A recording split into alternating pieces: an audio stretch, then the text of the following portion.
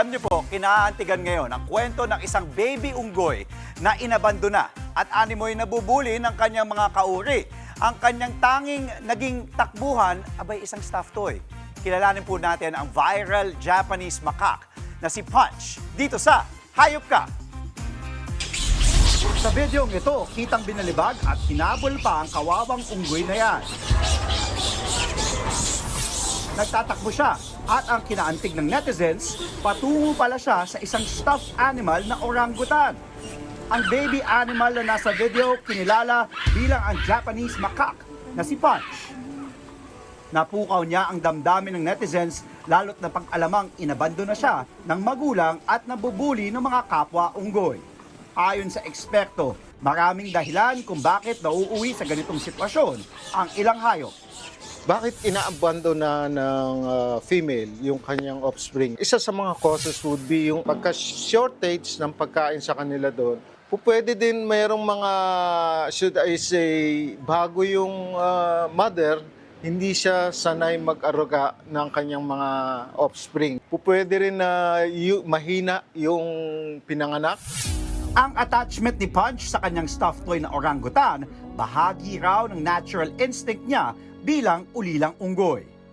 Yung mga babies, usually pag namulat sila, lahat ng makikita nila, even not yung parents nila, no, na-i-imprint sa kanila as their surrogate. Sa bata, yung security blanket, ganun din sa kanila, nagiging security niya yung toy na yon. Pagka nai-stress siya, kailangan niyang hawakan. Sa kabila nito, mahalaga pa rin sa mga Japanese macaque tulad ni Punch na maging miyembro ng tropa. Itong troop nila, doon na di-develop yung hierarchy nila at saka yung, kumbaga yung culture ng kanilang tropa. Sa simula, natural daw na hindi agad maging kaaya-aya ang reaksyon sa kanya ng mga unggoy na hindi siya kilala. Pagka nagkakaroon kasi ng rejection, usually ito'y nangyayari pagka may attempt na integration at biglaan. Pero eventually, through exposure at yung gradual na introduction, nadidevelop yung acceptance. Hindi po pwedeng overnight na akseptahin siya kaagad. Pero hindi pa rin daw dapat ilayo sa kanyang mga kapwa unggoy si Punch.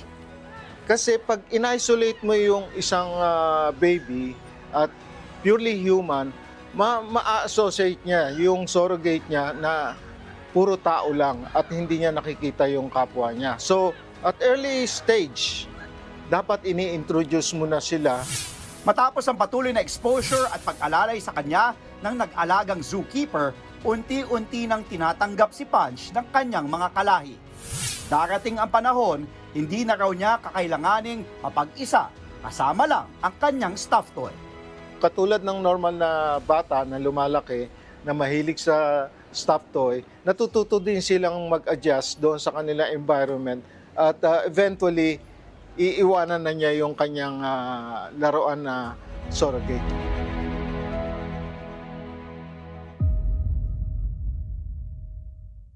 Mga kapatid, Andre Felix po, manatiling may alam pagdating sa mga mahalagang balita sa loob at labas ng bansa. Mag-follow at mag-subscribe na po sa social media pages ng News 5.